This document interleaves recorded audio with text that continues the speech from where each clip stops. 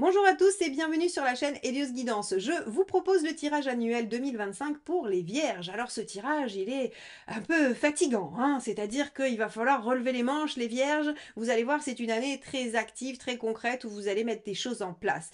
Il ne sera pas l'heure de se poser trop de questions, mais plutôt d'agir, agir, agir. Il y aura l'aspect sentimental et familial qui sera mis en avant. Vous allez voir qu'il y a plein d'aspects plutôt positifs. Et on aura aussi l'aspect professionnel. Donc je vais vous laisser découvrir votre tirage de l'année, mais avant, évidemment, vous savez, il faut penser à vous abonner si vous aimez mes guidances, comme ça nous permet de nous retrouver et ça fait grandir la chaîne. Elle en a besoin, donc merci beaucoup à tous ceux qui le font déjà depuis longtemps, qui sont là depuis de nombreuses années, et à tous ceux, petits nouveaux sur la chaîne, qui vont s'abonner. N'oubliez pas non plus de liker, commenter et partager, ça participe à la visibilité de mes vidéos, donc merci infiniment. N'hésitez pas non plus à aller voir sur mon site heliosguidance.com si vous avez envie d'un accompagnement avec moi sur le plan astrologique ou tarologique ou même encore numérologique. Je vous souhaite un beau visionnage.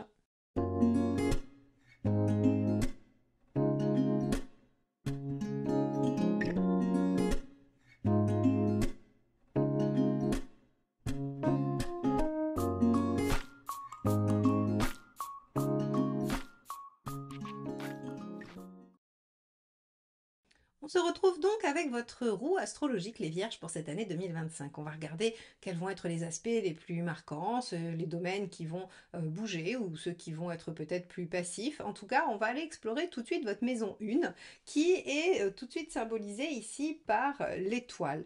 Alors, l'étoile inversée vient signifier que vous ne croyez pas vraiment en grand-chose à part vos efforts, vos actions, votre propre valeur et ce que vous allez pouvoir mettre en œuvre. Et effectivement, quand on regarde votre roue, on a l'impression, les Vierges, que vous avez décidé de prendre les choses en main cette année et de mettre en œuvre tout un tas de choses et vous ne comptez sur personne d'autre que vous-même, ni sur l'univers, ni sur votre entourage pour vous y aider. Donc, l'étoile inversée, je n'attends aucun résultat à part ceux du fruit de mon travail. Je ne me sens ni aidée ni guidée par l'univers, mais j'ai l'intention d'atteindre mes objectifs. L'étoile inversée reste positive, elle vous amène à du résultat, mais effectivement, c'est le fruit de vos efforts qui garantira ce résultat. Alors, dans la maison 2, ici, on va avoir l'empereur qui nous dit qu'effectivement, concrètement, matériellement, dans vos aspects, on va dire, purement pragmatiques, eh bien, vous êtes en maîtrise, il y a de la stabilité. Alors, j'aurais tendance à faire tout de suite un lien entre la 2, la 4 et la 7.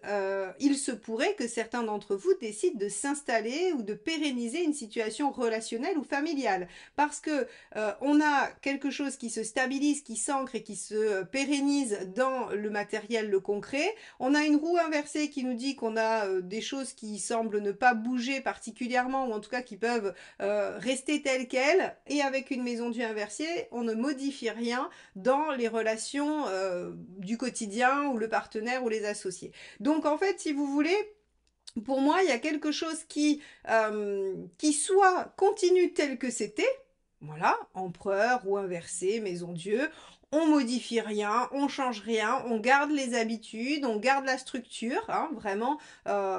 Si c'est ça le fruit de vos efforts, c'est-à-dire de maintenir une situation, eh bien c'est réussi. Donc cette maison 2, elle nous dit avec l'empereur qu'on a une situation qui est correcte, plutôt positive. Si vous voulez améliorer votre situation financière avec un empereur, c'est possible. Si elle est bonne et que vous voulez la maintenir, ça marche aussi. Par contre, si elle est extrêmement mauvaise, alors si votre situation est extrêmement mauvaise, effectivement, l'empereur, lui, il garantit que les choses ne bougent pas. Donc, on pourrait avoir du mal à l'améliorer. Mais en même temps, avec un empereur, j'ai envie de vous dire que ce serait étonnant que ce soit catastrophique parce que l'empereur est quand même sur des bases solides avec de quoi faire. Hein. Normalement, il n'est pas dans le besoin ou en tout cas, il n'est pas dans une difficulté très majeure ou une situation catastrophique. Donc ici, on a, grâce au fruit de vos efforts, vous arrivez à construire quelque chose matériellement, concrètement de stable ou à le maintenir. La maison 3, qui va nous parler de vos rapports au quotidien avec les gens autour de vous, les collègues, les patients, les clients, vos frères et vos sœurs, les gens que vous croisez tous les jours. Avec le jugement, vous pourriez recroiser de vieilles connaissances, vous pourriez réactualiser des liens. Alors ça c'est rigolo, par exemple, ça pourrait être, je vous donne un exemple, ça ne sera pas le cas de tous les vierges, mais vous pourriez par exemple retravailler avec une ancienne collègue ou un ancien collègue que vous avez déjà vu dans votre carrière. Vous pourriez, je sais pas moi, retrouver comme parents d'élèves à l'école de vos enfants, quelqu'un avec qui vous étiez vous-même au lycée ou au collège. Vous voyez, on va avoir en fait ce genre de choses-là, on va avoir des relations qui vont se réactualiser. Alors, vous pourriez aussi vous réconcilier avec quelqu'un de votre fratrie, quelqu'un de votre famille, un oncle, une tante, un frère, une sœur. Il y a en tout cas le fait d'aller ressusciter des liens. Vous pourriez renouer avec une clientèle aussi, par exemple, si on élargit, si on n'est pas que sur les relations familiales et affectives. Vous pourriez, par exemple, retrouver une clientèle que vous aviez perdue parce que vous avez soit changé d'activité, de région, et puis vous revenez. Enfin, vous voyez, on peut avoir quelque chose, en tout cas, qui, dans les liens du quotidien, se réactualise par rapport à un passé. Euh, on pourrait aussi se poser sur un point de vue plus, on va dire, plus développemental, au niveau du développement personnel. On pourrait se poser des questions, on pourrait faire un bilan sur notre façon de communiquer, sur notre façon d'être en lien avec les autres. Ça pourrait aussi être une piste de travail. Sur la maison 4, ici, on a la roue de fortune. Alors, avec la roue de fortune, on voit que, donc elle est à l'envers, bien évidemment, pardon, on voit que finalement les choses n'évoluent pas particulièrement, il n'y a pas des changements significatifs, il n'y a pas d'opportunité de nouveau cycle, on est plutôt dans quelque chose qui continue et alors qui pourrait être un petit peu laborieux, un peu difficile à mettre en mouvement, mais en tout cas rien d'exceptionnel, pas de mouvement, pas de changement. Alors si vous demandez par exemple une mutation qui implique un déménagement, un changement de région, il y a peu de chances que vous l'obteniez, ou en tout cas pas là où vous souhaitez. Si vous demandez, si vous voulez déménager, tout simplement, ça peut prendre du temps. Ça peut être compliqué tout ce qui va être en lien avec le mouvement et le foyer. Par contre, c'est assez favorable au maintien, comme je vous disais, d'une situation ou au fait de fixer quelque chose, d'arrêter d'errer. Si vous êtes en train d'essayer de vous installer avec quelqu'un, si vous êtes en train de créer un foyer, eh bien c'est favorable, puisque ça nous ramène à quelque chose qui arrête d'aller dans tous les sens et qui ne se modifie pas. Donc, on a cet aspect-là sur, on va dire, le côté pratique. La maison 4, c'est aussi votre intériorité, c'est aussi votre travail sur vous-même, c'est-à-dire votre structure. Et avec une roue inversée, on a l'impression que vous êtes dans une dynamique pratico-pratique, de matérialisation de votre vie, de mise en forme de choses, et que finalement, le travail intérieur, il est un peu mis en pause en 2025. Alors si ça se trouve, vous avez fait beaucoup de travail sur vous en 2024, et vous avez l'intention de laisser un peu tout ça se poser en 2025, ce qui peut être tout à fait légitime et judicieux. En tout cas, on voit que c'est pas un moment hyper propice à l'introspection, à travailler sur soi. Alors si ce n'est d'accepter que les choses n'évoluent pas comme on le voudrait, ou en tout cas pas la vitesse, pardon, dont on le voudrait. On pourrait avoir une petite obligation voilà, d'accepter que les choses prennent du temps. Mais bon, entre nous, c'est pas ce qui ressort de façon majeure dans votre thème, en tout cas dans votre roue astrologique. Donc j'ai tendance à dire que ça pourrait concerner une petite poignée de vierges, mais ça va pas être la totalité, ça va pas être la majorité d'entre vous.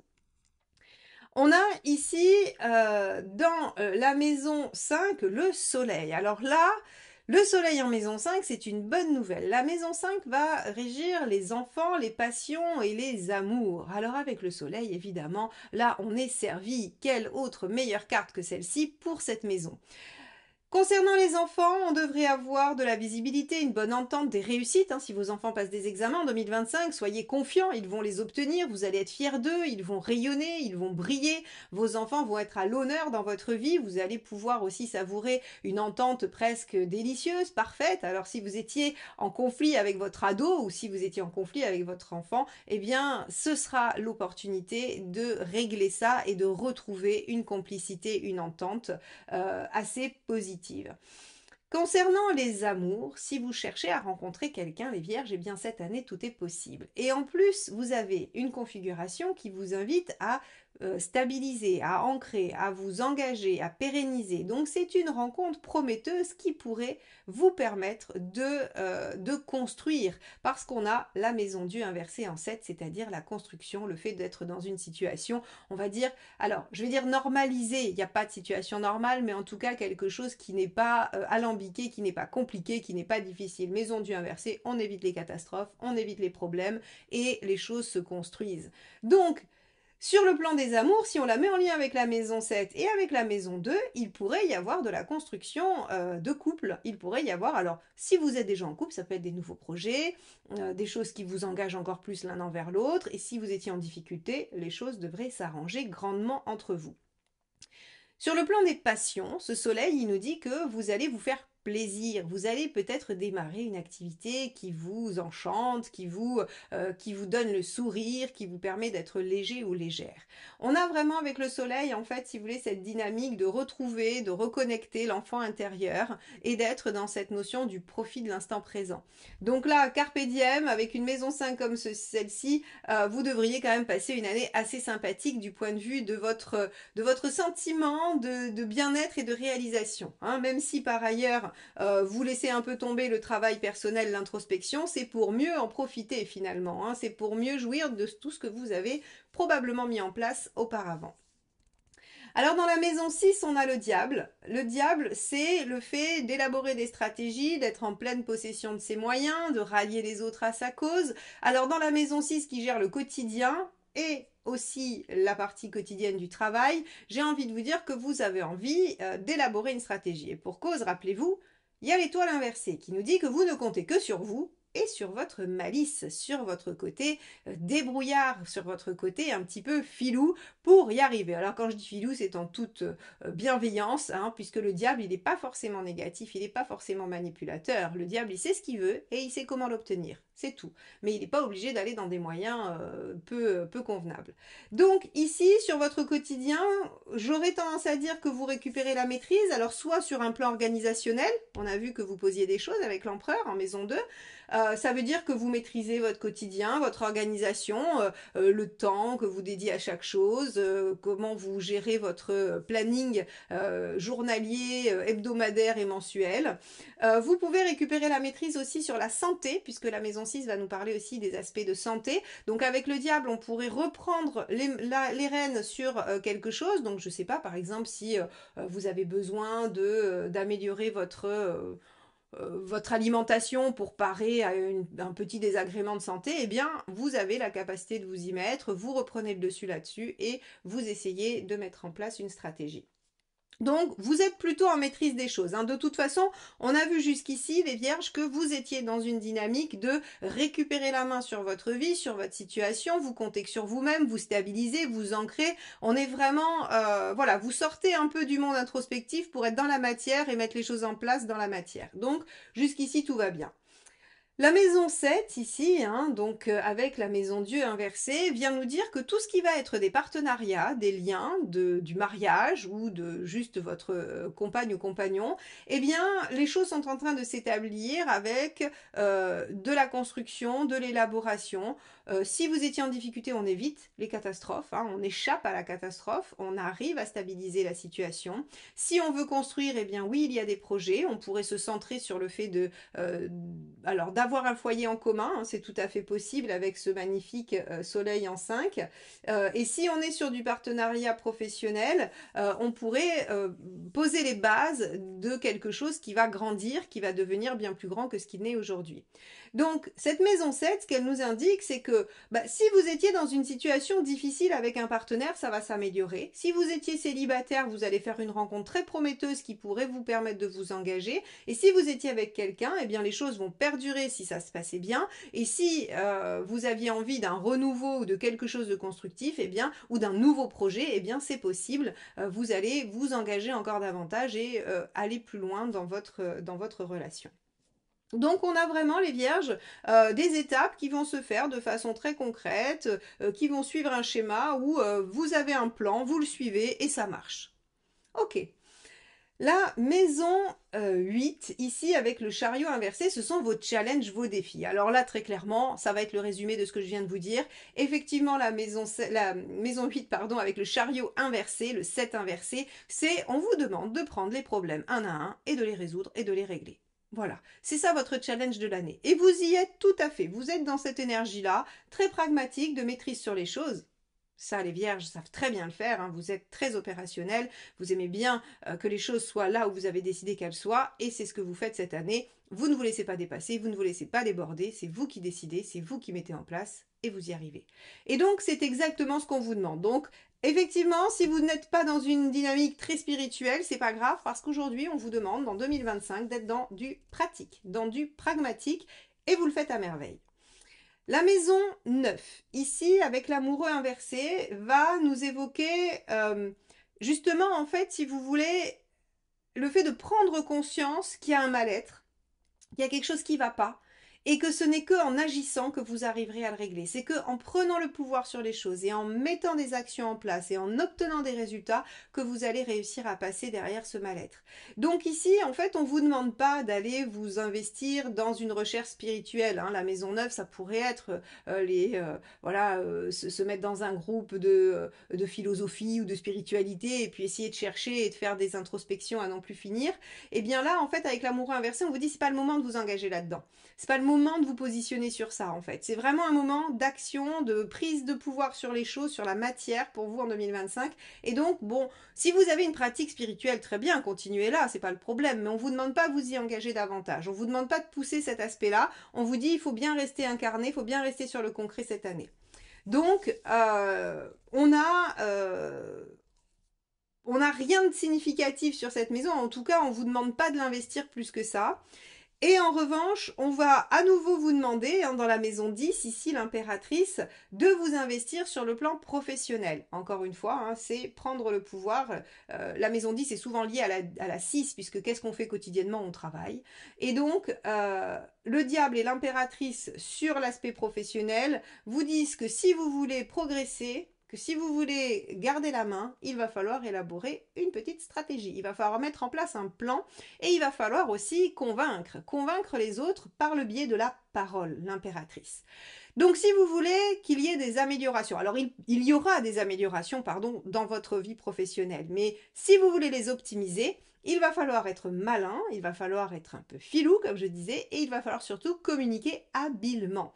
Donc, si vous voulez une augmentation, une promotion, si vous voulez trouver un emploi, tout ça va se faire par une façon particulière de communiquer, de parler. Donc un entretien original où vous êtes plutôt avec le diable en position un peu de force et d'attaque, hein, où vous allez un petit peu bousculer l'autre. Si c'est un entretien avec vos chefs ou si c'est de la nécessité de parler avec vos clients ou ce genre de choses pour obtenir plus de travail, eh bien il faudra que vous trouviez des stratégies.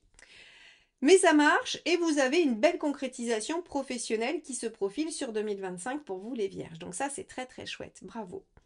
On a ici avec la maison 11, Tempérance, qui nous dit que vous allez devoir faire avec des groupes extérieurs, que vous allez devoir probablement dialoguer, trouver des compromis, faire des choses avec des engagements extérieurs. Qu'est-ce que ça signifie les engagements extérieurs? Eh bien, c'est tout ce que vous pouvez faire en dehors de votre activité professionnelle et en dehors de chez vous. Tout ce qui va vous porter à être en lien avec des gens de l'extérieur.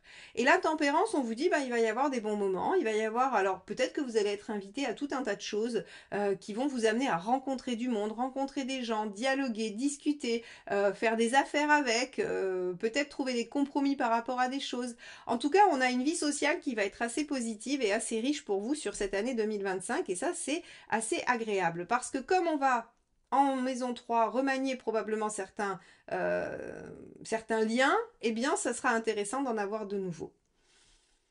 La maison 12 avec la papesse inversée, ici, nous dit encore une fois que cette année, on ne vous demande pas d'être dans l'intuition, le ressenti, l'intériorisation, on vous demande d'être dans le passage à l'acte, on vous demande d'être dans la concrétisation, dans la matérialisation des choses, et non dans le ressenti, dans la passivité, dans la réflexion. La seule et unique réflexion qu'on vous autorise, c'est celle du diable, c'est pour définir une stratégie, et c'est tout.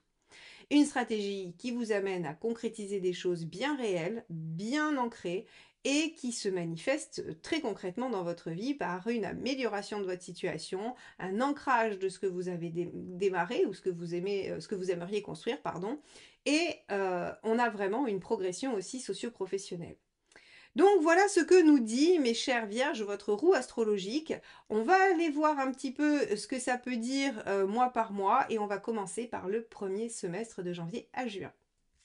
Alors pour ce premier semestre, nous avons l'impératrice comme carte dominante. Alors l'impératrice, c'est celle que vous aviez dans votre maison 10. Donc on pourrait supposer que la première partie de l'année va surtout concerner peut-être votre vie extérieure, socio-professionnelle.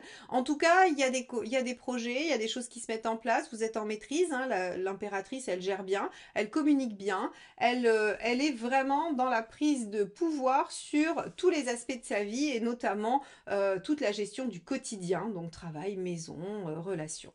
Alors, qu'est-ce qui se passe pour vous en janvier? Alors, vous démarrez l'année un petit peu stressé, mes chères vierges. Vous vous dites, oh là là, mais qu'est-ce qui se passe? Il y a peut-être des choses qui ressurgissent et qui vous inquiètent. Alors, on va aller voir ce qui vous stresse. Hein. Je regardais un petit peu la carte qui suivait, c'est l'as de coupe. Alors, ce qui vous stresse, plusieurs choses. Soit avec l'as de coupe, c'est de la solitude, on se sent seul, on n'arrive pas à démarrer quelque chose en négatif, ou alors c'est justement quelque chose de nouveau qui se présente, mais pour lequel on a un peu d'appréhension, pour lequel on a peur de soit pas y arriver, soit pas pouvoir le développer. Alors, on va regarder et effectivement, moi j'ai l'impression avec la lune en troisième carte que on va être dans quelque chose de très très émotionnel, très affectif. Alors ça pourrait être au mois de janvier la genèse de votre roue astrologique. Je vous ai dit, vous êtes dans le pragmatisme, vous vous laissez pas déborder, vous croyez en rien sauf en votre valeur et en vos efforts. On est dans quelque chose de très concret et on aborde ce premier mois de janvier avec de l'inquiétude, du stress, de l'illusion, de l'émotionnel, de l'affectif. Rien de très concret finalement. Donc peut-être que ce mois de janvier, que vous allez vivre un peu difficilement, il faut quand même être honnête, entre le 9 d'épée et la lune, vous allez avoir des émotions un petit peu difficiles, bien qu'il y ait au milieu un as de coupe, hein, c'est-à-dire qu'il y ait quand même du potentiel qui jaillisse au milieu de tout ça, mais il se pourrait que vous n'arriviez pas trop bien à l'identifier ce potentiel, hein, entre la lune et le 9 d'épée.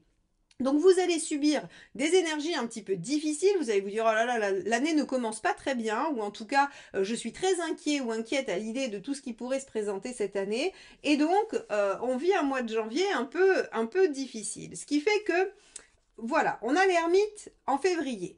On va probablement passer de je suis très très inquiète ou stressée, ou il y a des situations qui me posent problème, à je vais prendre du temps pour y réfléchir, pour me poser, pour me recentrer sur moi, pour essayer peut-être de mieux comprendre. Donc on voit tout de suite que, en fait, l'ermite, il va se dire, ok, ça va pas comme ça. Ça démarre pas bien. C'est pas ce que je voulais. Donc, qu'est-ce qui se passe entre l'ermite et le 21? Ben, il y a une communication entre les deux. L'ermite, il dit, ok, qu'est-ce qu'on veut? Ben, on veut le 21. On veut de l'épanouissement, on veut que ça aille bien, on veut que les choses se concrétisent, on veut aboutir.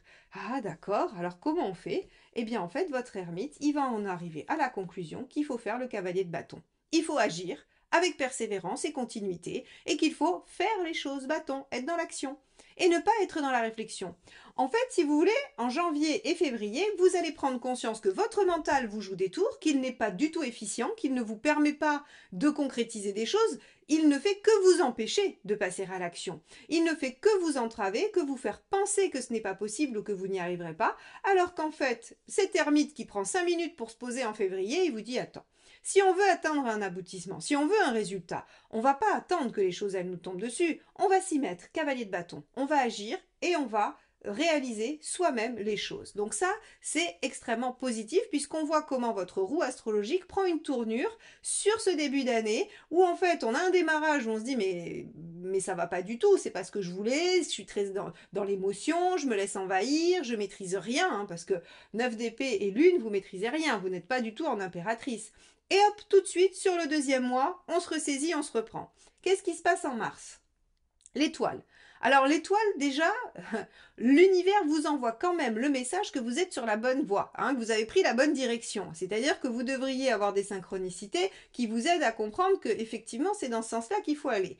Même si je reste quand même un peu convaincue que vous ne les écouterez pas vraiment parce que avec votre étoile inversée en maison 1, vous avez l'impression d'avoir été abandonné par l'univers et qu'il va falloir que vous vous releviez un petit peu les manches. Et c'est le cas, probablement que l'univers veut que vous fassiez ça. Mais il y a des signes, il vous encourage quand même. Alors on a la lune ici en deuxième avec l'étoile, donc c'est deux arcades majeures et je regarde la dernière qui est le mât, hein, vous allez voir, je vais vous la montrer en suivant, mais c'est le mât. Donc ça veut dire trois arcades majeures sur le mois de mars. Lune, étoile, lune et mât. L'univers vous envoie des signes et vous, en fait, si vous voulez, ça va se transformer sous forme de créativité et d'imagination avec la Lune. Alors bien sûr, vous pourriez douter, vous pourriez un peu hésiter, la Lune elle est un peu changeante, elle peut venir un petit peu dans différents sens. Mais globalement, avec ce mât en dernier, si vous voulez, j'ai plutôt envie de vous dire que les synchronicités, donc vous pourriez avoir des rêves qui vous permettent de trouver des solutions. Vous pourriez tomber sur une émission, un livre, un texte, peu importe, qui vous donne une solution et qui en fait active votre créativité et votre inconscient et qui vous permet de vous lancer vers quelque chose peut-être d'innovant, de nouveau. Alors, qu'est-ce que vous allez faire? Ça sera différent pour chacun de vous. Certains se lanceront dans quelque chose de professionnel, d'autres dans des activités extérieures, d'autres dans une aventure pragmatique, matérielle d'organisation, d'autres auront envie de démarrer une nouvelle histoire. C'est possible, tout ça c'est possible. En tout cas, sur le mois de mars, vous ouvrez le champ des possibles et vous êtes créatif par rapport à votre objectif de vie. C'est-à-dire que vous vous reconnectez à votre objectif de vie qui est de reprendre le pouvoir sur votre vie et de concrétiser vos souhaits. Alors, effectivement, sur le mois d'avril, avec cette reine de bâton, on voit que vous êtes tout à fait armé pour maîtriser les choses. Donc là, la reine de bâton, elle sait ce qu'elle veut et elle sait comment elle va s'y prendre, hein. Donc elle est juste, encore une fois, dans l'action. Vous voyez, on revient encore sur des choses. On a un cavalier de bâton, encore, c'est le deuxième, hein, on l'avait là. Vous savez que c'est la solution, l'action et encore l'action. Et la continuité dans vos actions, puisque c'est ça sa caractéristique principale. Donc sur le mois d'avril, vous prenez les choses en main, vous savez où vous voulez aller, hein. On a eu un moment, j'allais dire, sur le mois de mars, il y a un moment où en fait on vous ouvre les yeux, ou vous ouvrez les yeux sur quelque chose, hein. Vous savez que vous voulez de l'épanouissement et qu'il va falloir agir de façon continue, mais vous savez peut-être pas encore dans quelle direction, et sur le mois de mars, vous commencez à trouver la direction avec le mât, et vous vous mettez en œuvre. Et regardez, on a le 2 de coupe à la fin.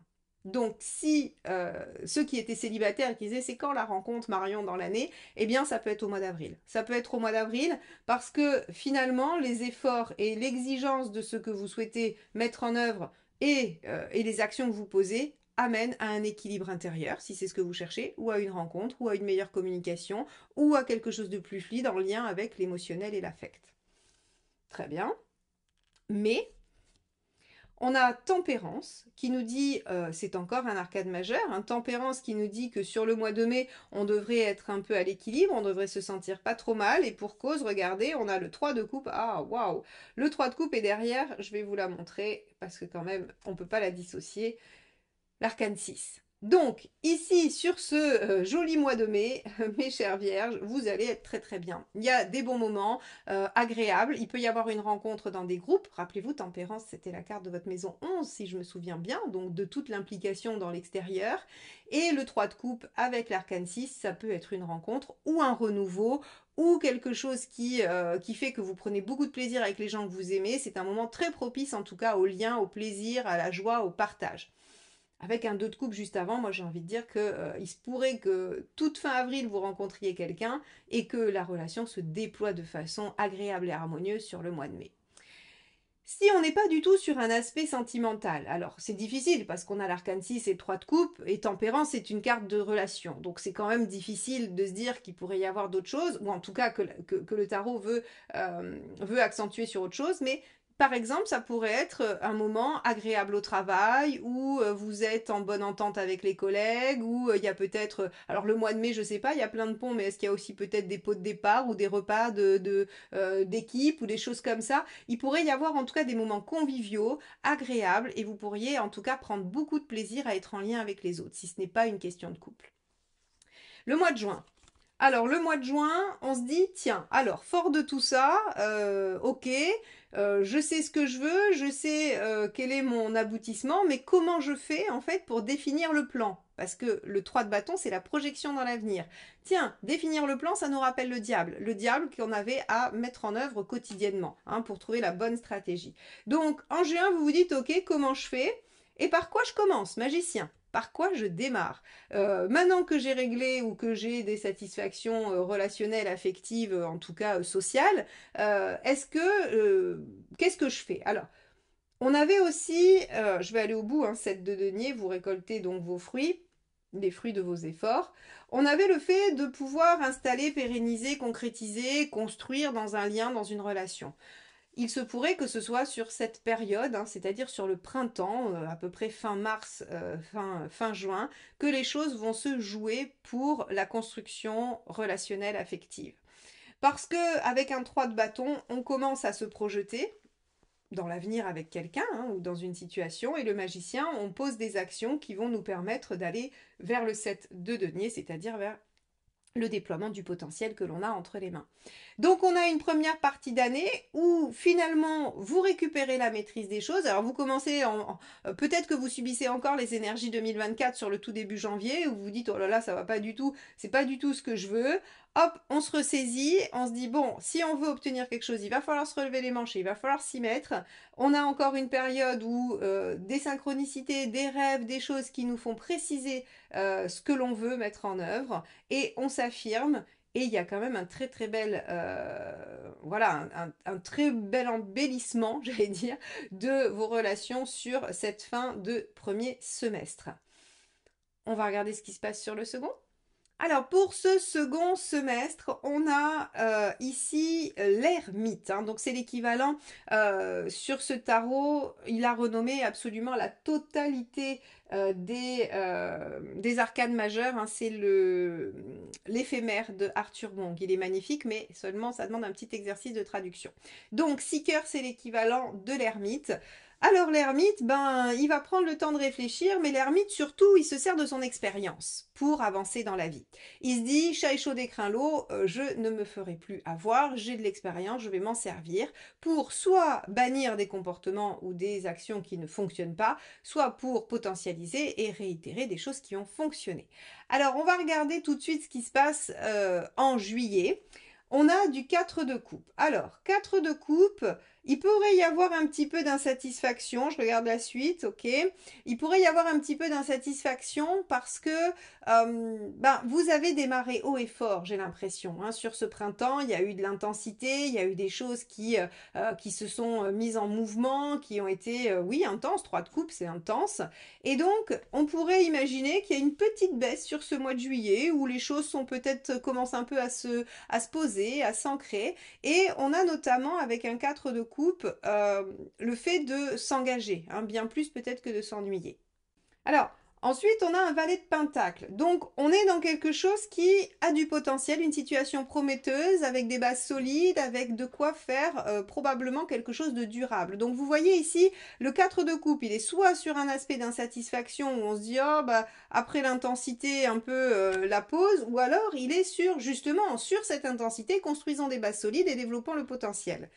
Développant le potentiel en imaginant ce qu'on veut créer dans sa vie. 3 de bâton, à chaque fois, je le dis souvent, mais parce que c'est très significatif, cette carte, elle vous dit, bah, vous regardez votre vie et vous vous dites, mais je voudrais être où dans 6 mois, dans un an, dans 20 ans.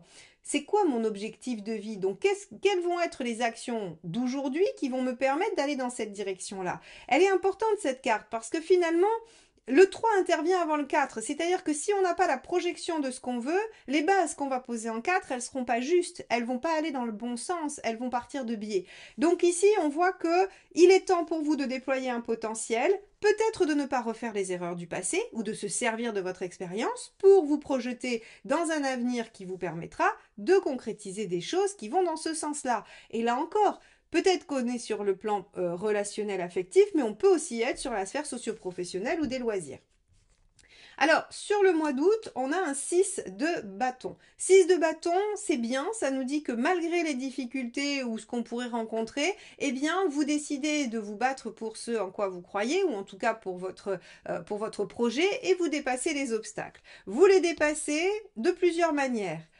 En saisissant des opportunités, en allant de l'avant, en étant dynamique, en ne vous laissant pas dépasser par les choses et par les événements. Donc ça, c'est très très bien. On a un esprit combatif sur le mois d'août qui nous dit mais moi, je veux que les choses, elles marchent. Donc vous voyez, hein, cette prise de pouvoir sur les choses, sur les événements, sur la matière, tout ce que je vous expliquais, eh bien ici, sur le mois d'août, c'est très concret. Et regardez, 8 de coupe, vous abandonnez derrière vous des choses qui ne vous servent plus. D'où cet ermite ici, hein, qui regarde le passé en disant on va pas refaire les mêmes erreurs, les mêmes boulettes, hein. Ça va, on a compris la leçon. Alors, qu'est-ce que ça permet? Intéressant, regardez. Sur le mois de septembre, on va avoir un cavalier de coupe. Cavalier de coupe, lui, il se dirige selon son cœur. Il suit son cœur, il suit ses envies, il suit son enthousiasme, il suit ses passions. Donc là encore, hein, que ce soit du relationnel ou que ce soit pour vous, votre propre déploiement, vous êtes dans une dynamique où c'est vous le maître à bord, c'est vous qui décidez et c'est votre propre cœur qui guide les choses. Alors, avec un cavalier de coupe, vous pourriez avoir une demande en mariage, vous pourriez avoir une déclaration d'amour, ou vous pourriez avoir envie de dire aux gens que vous aimez, que vous les aimez. Mais on a aussi cette notion avec le cavalier de continuité, de progression, d'avancement. Donc à la fois, il y a de la bonne communication au niveau affectif, au niveau de ce que vous aimez, il y a des choses qui progressent, qui avancent, et on pourrait aussi avoir envie de déployer des choses. Bon, très bien, donc ce mois de septembre, il est positif. Qu'est-ce qu'il y a d'autre à côté? 5 de coupe, tiens, c'est la copine du 8. Moi, j'aime bien les avoir ensemble parce qu'en fait, là, on est vraiment en train de se poser la question de ce qu'il faut lâcher. 5 de coupe. Vais-je avoir le courage de laisser ce que j'ai et qui ne me convient plus à la faveur de quelque chose que je suppose mieux, mais dont je ne sais encore rien puisque je ne l'ai pas? Donc c'est vraiment, c'est l'inverse de un tien vaut mieux que deux tu l'auras. Vous savez cette expression où on dit bah il vaut mieux hein, ce qu'on a et puis voilà on sait ce qu'on perd, on sait pas ce qu'on gagne. Voilà c'est un peu, eh ben c'est l'inverse. Le 5 de coupe il vous dit mais est-ce que vous allez avoir le courage de lâcher ce que vous avez pour aller chercher autre chose qui vous conviendrait peut-être mieux, en tout cas que vous voulez mieux, mais vous n'êtes absolument pas garanti de l'obtenir. Eh bien là, fort du cavalier de coupe, je pense que vous êtes en train de vous demander ça. C'est-à-dire que la possibilité d'avancer et de continuer dans quelque chose qui vous tient à cœur vous oblige à lâcher des choses. D'où l'ermite qui regarde son passé et qui se dit, bon, d'après mon expérience, quel est le plus judicieux? Et regardez, qu'est-ce que ça vous implique?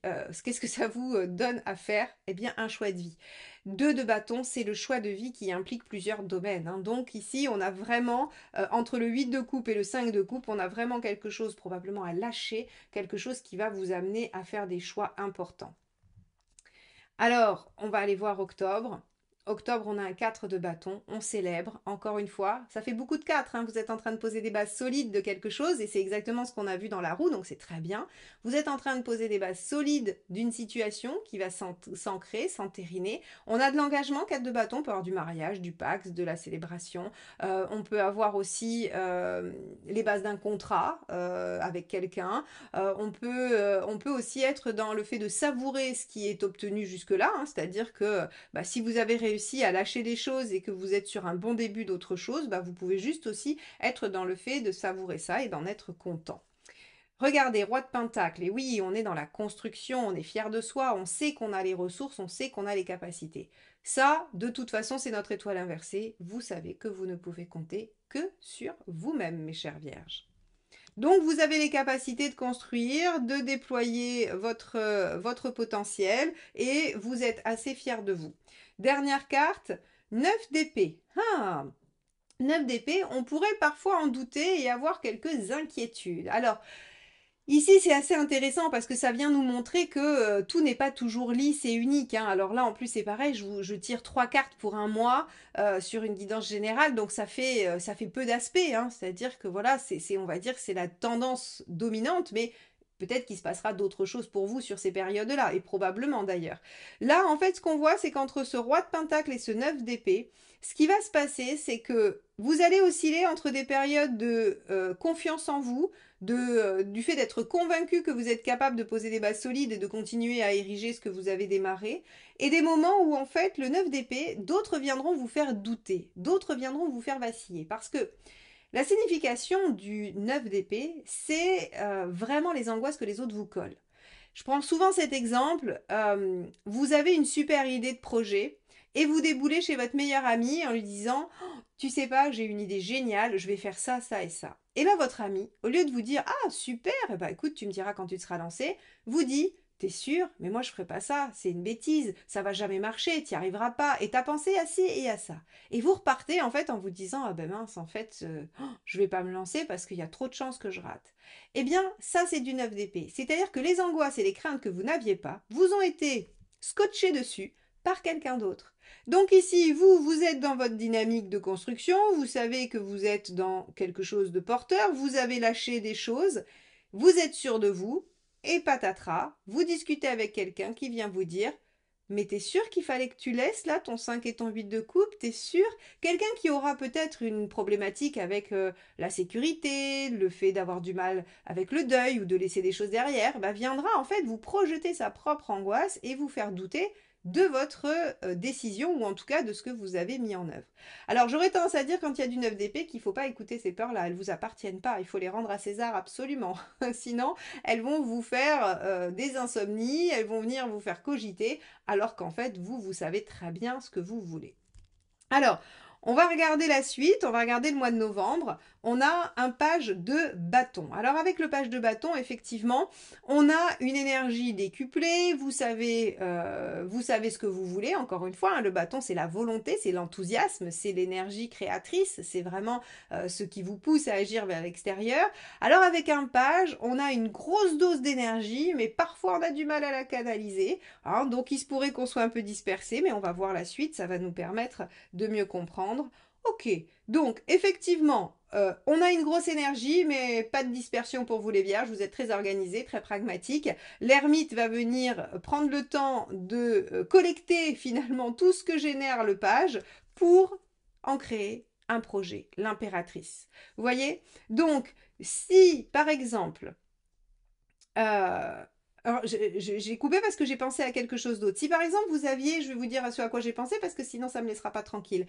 Je vous ai dit dans la roue astrologique qu'il y avait une impératrice dans la sphère professionnelle et que si vous vouliez une augmentation, si vous vouliez une progression, tout ça, c'était favorable.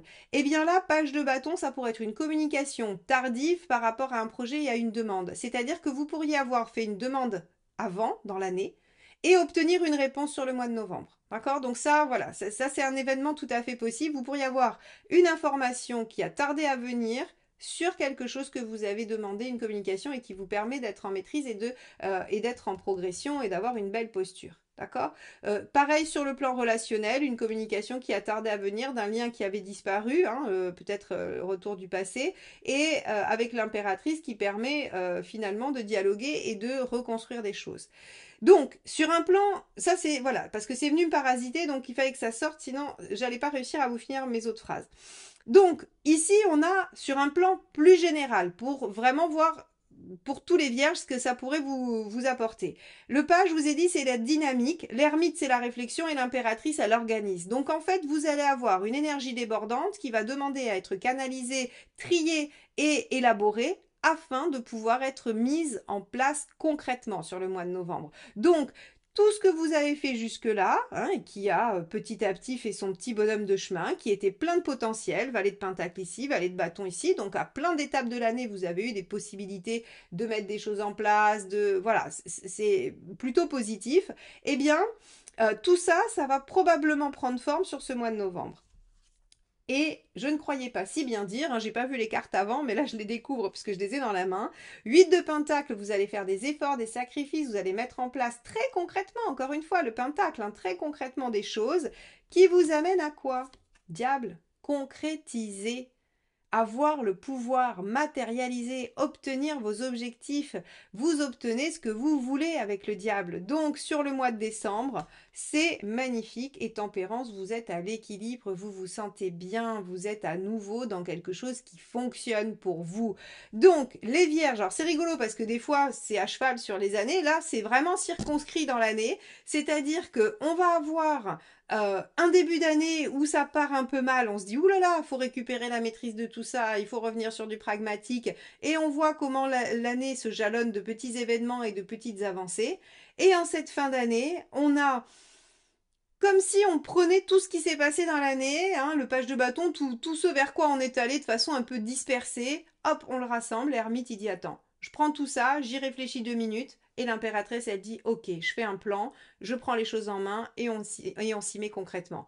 Ce qui fait que bah oui, vous vous y mettez concrètement, 8 de pentacle, ce qui vous permet d'obtenir la maîtrise de la situation, la concrétisation de ce que vous voulez, et avec la tempérance, un retour à l'équilibre dès la fin de cette année 2025. Donc, les vierges, vous allez avoir une année sportive, musclée, mais en même temps très productive et très concrète, c'est-à-dire que vous allez voir le résultat de vos actions. Il n'est pas là l'heure trop de se poser des questions et de se prendre la tête avec une introspection spirituelle, mais plutôt de changer concrètement les choses dans votre vie quand elles ne vous plaisent pas, d'avoir l'occasion de redémarrer certaines choses, de concrétiser, d'ancrer, de construire. Voilà pour vous, mes chères vierges. J'espère que cette guidance vous aura plu, qu'elle vous aura permis d'anticiper un petit peu cette année 2025 et de vous y préparer. Moi, je vous remercie de m'avoir écouté jusque-là. N'oubliez toujours pas de vous abonner, de liker, de commenter, de partager. Merci, merci, merci. Et je vous dis à très vite pour de nouvelles guidances. Bye bye.